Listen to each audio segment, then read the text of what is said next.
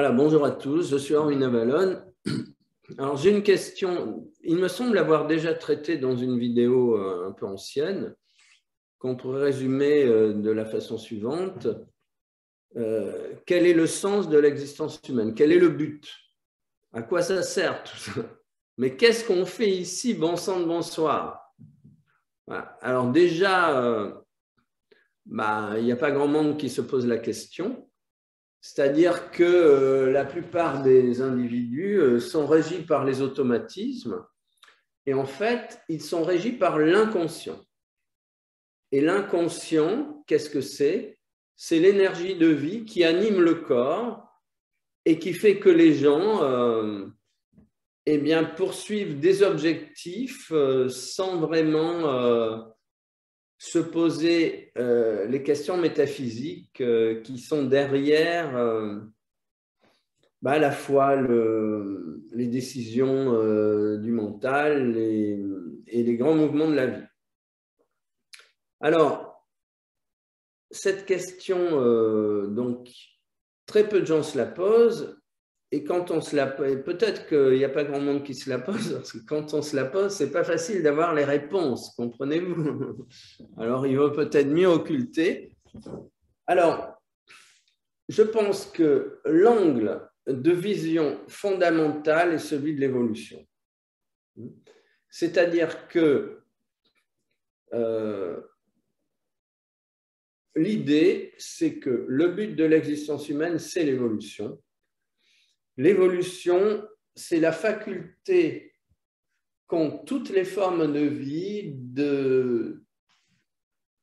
d'évoluer, de grandir dans l'échelle de la conscience. Après, qu'est-ce que la conscience? Eh bien, la conscience, c'est quelque chose d'extrêmement limité en fait, puisque si on regarde, on peut définir la conscience comme la partie de nous qui est présente dans ce qu'elle fait. Et l'inconscient, c'est tout le reste. Donc pour moi, il y a au moins 99% d'inconscient et 1% de conscient. Et pourtant, cet inconscient réalise des miracles. Et le premier miracle réalisé par l'inconscient, c'est la vie. Regardez comme votre corps, sans que vous interveniez de la moindre façon, sait gérer extraordinairement la vie.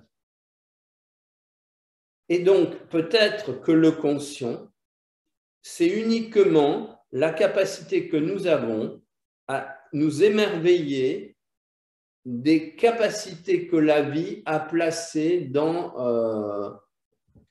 le vide absolu qui peut être comparé au voile d'Isis dans la tradition. Tous ces mystères de la vie, en réalité, derrière le mystère, il y a la vie. Et donc, en fait, le but de la vie serait, le but de l'existence serait de découvrir une à une toutes les étapes de la vie.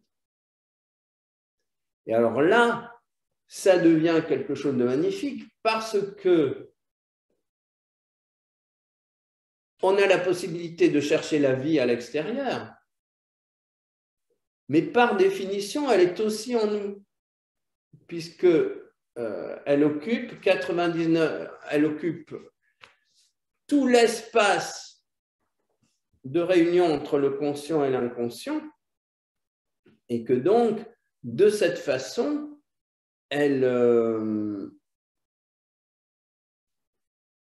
toute notre conscience est remplie de force de vie. Toute l'union conscient-inconscient est remplie de force de vie. Donc, il s'agit d'observer ce qui se passe en nous et, on va dire, d'avancer dans la compréhension des mécanismes. Et alors, je pars toujours de l'aspect triple de l'existence. Il y a une première sphère qui est la vie, qui est l'axe central, on peut dire la colonne vertébrale de la création, et qui remplit absolument tout ce qui existe. Et la vie, l'être humain est construit sur ce schéma d'absorption et d'expression totale de la vie. Et la vie, elle va avoir besoin de bras pour s'exprimer. Donc, comme nous, elle a des bras. Et elle va utiliser deux bras, l'amour et la lumière. Et donc, pour moi, le but de l'existence, c'est élever le niveau de vie, ou dans un premier temps, conscientiser notre niveau de vie. Et pour ça, on va s'aider de l'amour et de la lumière. Et ça veut dire aussi, la science initiatique, c'est la science de comment manifester tout le temps plus d'amour et tout le temps plus de lumière, parce que derrière l'amour et la lumière, il y a la vie. Et c'est donc d'élever les fréquences de vie qui sont en nous, mais qui dorment. Donc, on peut dire que le but de l'existence, c'est de se réveiller. Et après, la question qui se pose ensuite, c'est, et alors, la vie, où est-ce qu'elle nous mène?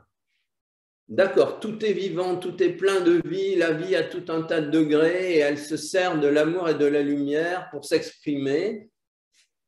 Et nous, on peut, en développant notre conscience de l'amour et de la lumière, développer le niveau de vie en nous. Bon, ok. Après, où est-ce que la vie veut nous amener? C'est une autre question. Et est-ce que l'être humain est condamné à fonctionner dans les formes qu'il a actuellement, avec, on va dire aussi, cette tyrannie de la souffrance et de la maladie et de la mort qui s'exerce sur lui? Vous comprenez que la souffrance, la maladie et la mort sont de très bas niveaux de vie. La mort, c'est un bas niveau de vie parce que si sans la vie, la mort n'existerait pas. Donc, ça reste de la vie. C'est parce qu'il y a la vie qu'on se rend compte que la mort existe. Mais est-ce que nous sommes condamnés à mourir pour l'éternité? Est-ce que dans l'univers, toutes les formes de vie meurent? Est-ce que derrière la mort, il n'y a pas les plus grands mystères? Et donc, à partir de là, eh bien, on est réduit, si on veut comprendre l'objectif de l'existence humaine, de se déplacer derrière le voile de la mort. Et on sait que toutes les peurs sont résumées par la peur de la mort. Donc, on en arrive au fait que les peurs qui sont les résultats des expériences traumatiques du passé doivent être dépassées pour qu'on arrive à passer derrière le voile de la mort. Et ça signifie surmonter les peurs, c'est nettoyer les mémoires du passé qui les ont engendrées. Et si on nettoie les mémoires du passé, on change le futur. Si on change le futur, l'être humain de demain ne sera pas celui d'aujourd'hui. Et c'est ça l'évolution. Donc la question suivante qui se pose, c'est comment sera l'individu de demain? Eh bien, l'individu de demain, s'il triomphe, s'il surmonte ses peurs, sera de moins en moins assujetti à la mort, à la maladie, à la souffrance et à la mort. Et si l'être humain n'est plus assujetti à la maladie, à la souffrance et à la mort, que sera l'être humain? Et vous comprenez ce truc complètement insensé? Nous sommes tellement identifiés à ces schémas de souffrance, de maladie et de mort qu'il est impensable de concevoir un être humain libéré des forces de mort. Mais c'est quelque chose d'absolument hallucinant. C'est ce qu'on appelle l'obéissance totale à un programme mortifère. Donc, si on veut aller dans cette direction, il faut se libérer de ce programme mortifère. Ça veut dire accepter l'idée que la mort est un état transitoire, mais que la vie se cache derrière. Et qu'un jour, quand on sera passé de l'autre côté de la mort, eh bien, la mort ne pourra plus se cacher. Donc, elle disparaîtra. Et avec elle, tout un tas de conséquences impressionnantes. Je veux dire, s'il n'y a plus de mort, on n'a plus besoin de faire des enfants. Puisque, je veux dire, tout le monde est vivant. Enfin, je veux dire, vous comprenez? Voilà. Et alors, s'il n'y a plus besoin de faire des enfants, l'organisme physique, eh ben, il va changer. Il sera plus physique. Plus l'élévation de la force de vie dans le corps transforme le corps. Et qu'est-ce que ça provoque? Ça provoque, en fait, l'élévation de la force de vie, c'est plus d'amour et plus de lumière. Et on en revient tout le temps au point de départ. Plus d'amour et plus de lumière. Quand le corps devient pure lumière et qu'il est amour total, et on sait que l'amour, c'est le fixateur de la lumière dans le corps atteint un niveau vibratoire tel qu'il se dématérialise. Ça veut dire quoi? Qu'il n'obéit plus aux lois de la matière physique gouvernée par la mort. Je veux dire, et on a ça dans toutes les traditions.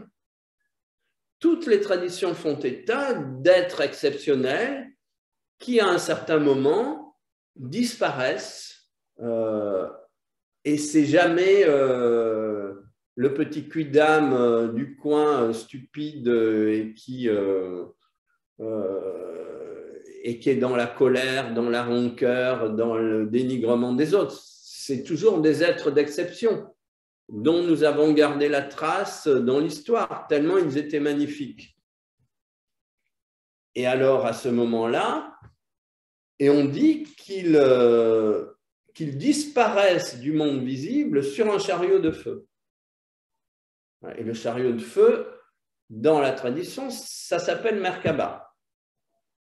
Et vous avez Enoch, Ésaïe, Ézéchiel, Élisée, qui disparaissent.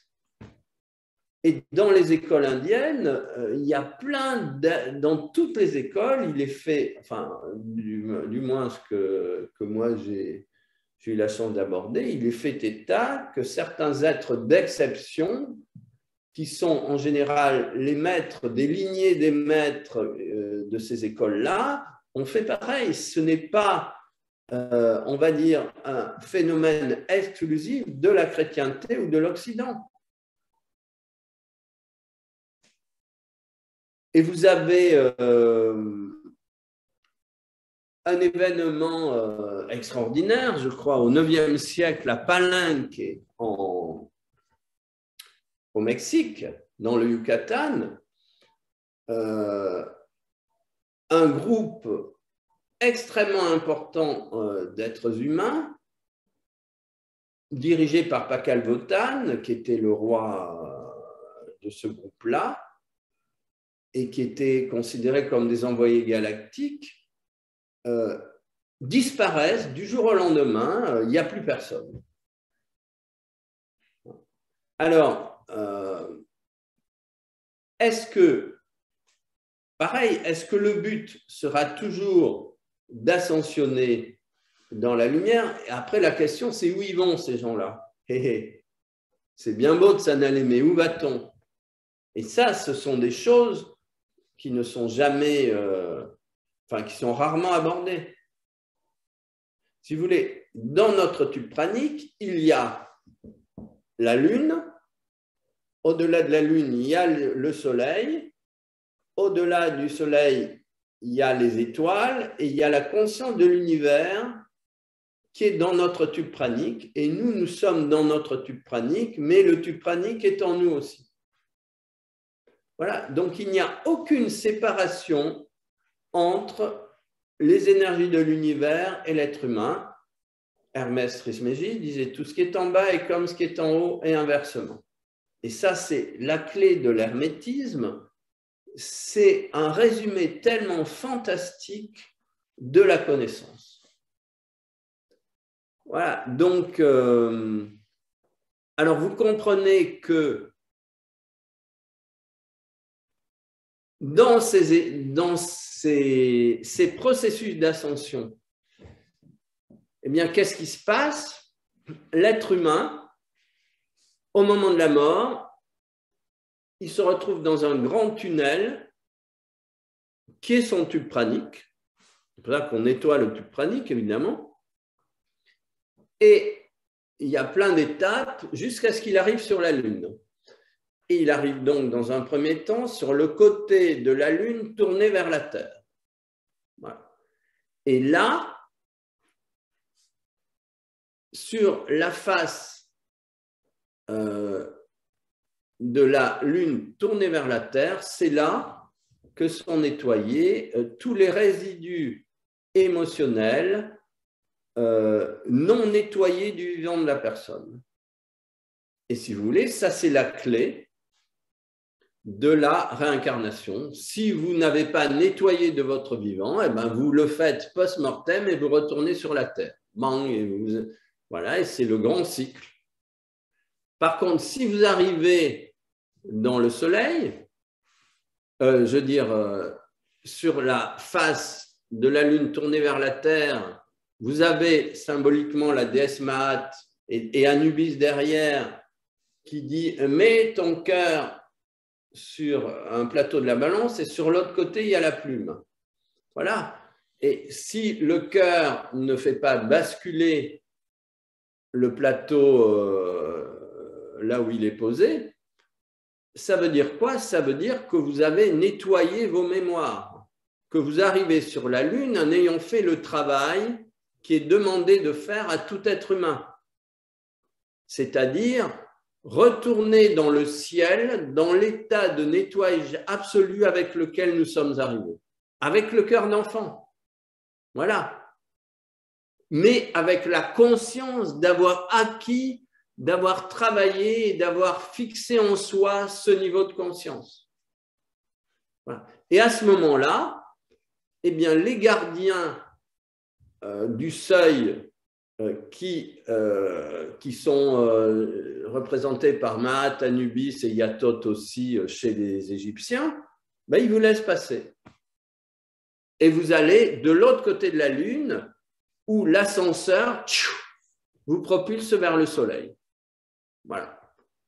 Et à ce moment-là, vous devenez un maître ascensionné solaire. OK?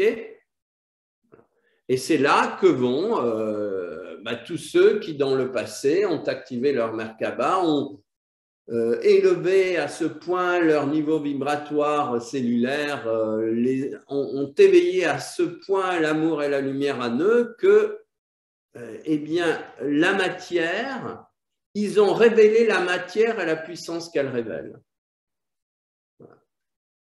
Alors, la question qui se pose, c'est est-ce que ces processus resteront ainsi pour l'éternité? Voilà.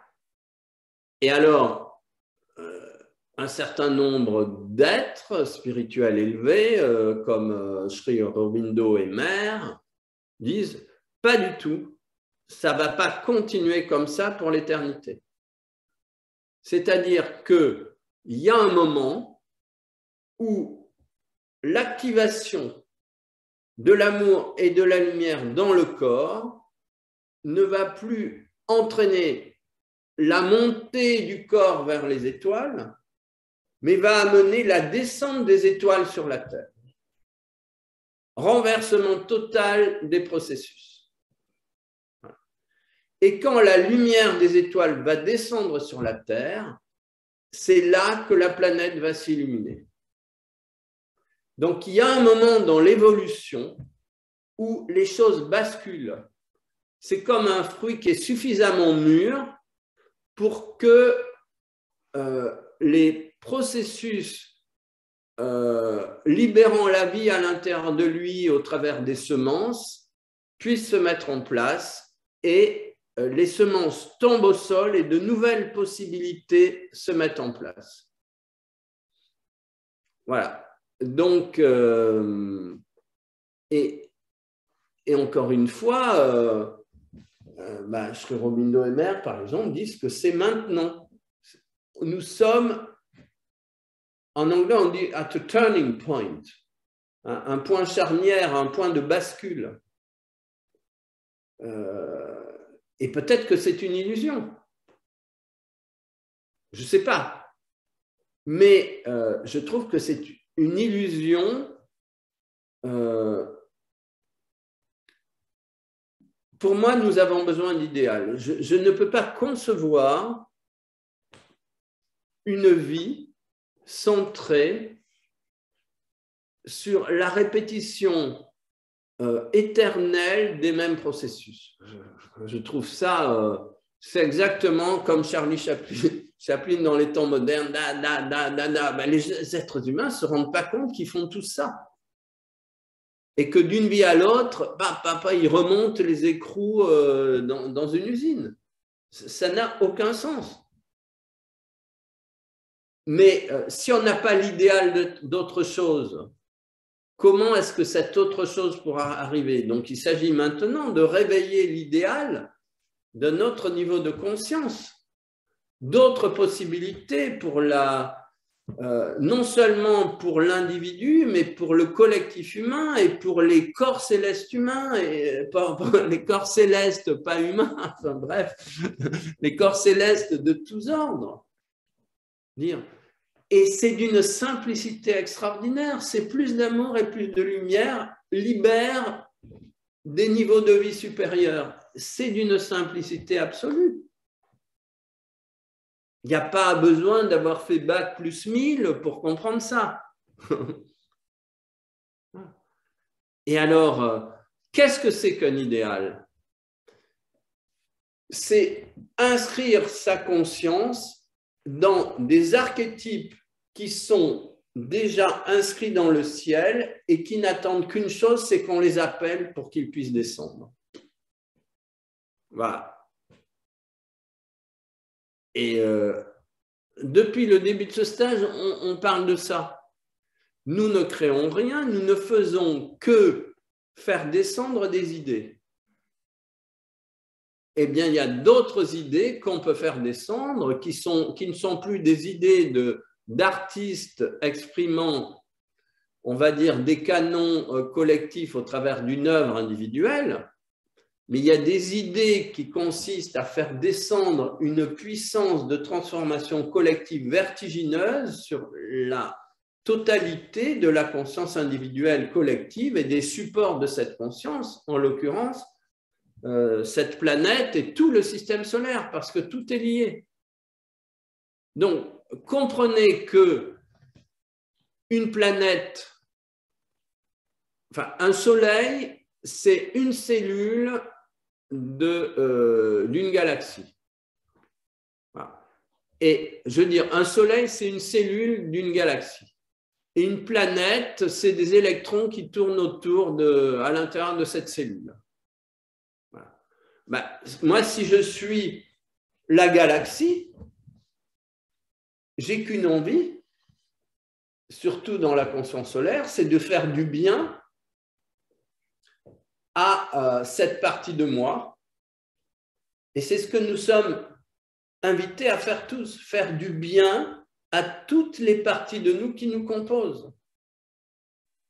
Mais à ce moment-là, on fait la même chose que la conscience galactique. On s'aligne avec la conscience galactique. Et la conscience galactique peut commencer à se manifester en nous.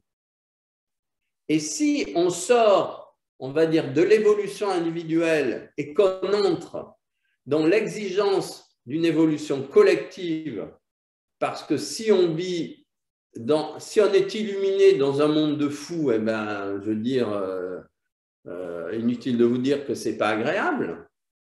Donc, il y a une exigence d'amener l'illumination pour tous, pour faire en sorte de transformer l'enfer en paradis. Voilà, et puis on ne peut pas dire que la vie sur cette planète soit un paradis. Et donc, un des idéaux, c'est de travailler pour ça. Voilà. Et la tradition a appelé la venue du royaume de Dieu et de sa justice sur la terre, cette descente, on va dire, des forces cosmiques sur la planète, mais c'est une descente. Vous comprenez bien, on travaille du haut vers le bas, toujours, toujours, toujours.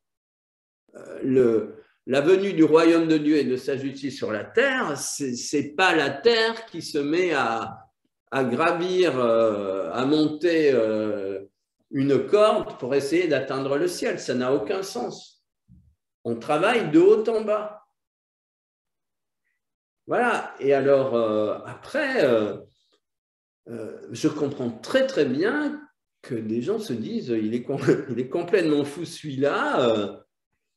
Il délire, il a la vision d'un monde qui est tellement éloigné du nôtre qu'il n'arrivera jamais. Voilà, je peux comprendre. Mais je ne suis absolument pas, je veux dire, personnellement, je suis totalement persuadé que l'évolution est en marche et que l'évolution, c'est la transformation absolue de toutes les formes de vie et donc la conscientisation progressive de toutes les forces de vie qui habitent chaque parcelle de la création.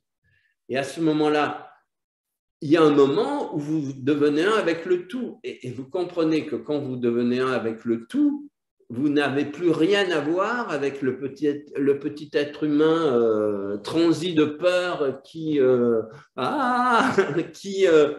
est affolé par n'importe quelle chose qui peut arriver, qui se précipite pour obéir au pouvoir tellement il a peur d'être exclu du groupe social, ainsi de suite. Je veux dire, chacun obéit aux forces intérieures qu'il appelle.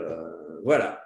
Bon, j'ai peut-être été un peu bavard, mais en tout cas, je pense qu'il faut vraiment se projeter dans quelque chose de plus grand que nous. Je veux dire, c'est pathétique de s'identifier à ce qui est tout le temps à la souffrance, à la mort, à la maladie, à la peur, mais vraiment, mais il faut absolument sortir de ce monde, enfin vraiment. Et je suis sûr que c'est possible et que chacun d'entre nous a tous les programmes à l'intérieur de lui pour passer à autre chose. Voilà, et c'est ça qu'il s'agit de mettre en place. Et c'est ça le but des écoles initiatiques et c'est ça le but du travail que nous faisons ensemble. Voilà. Merci.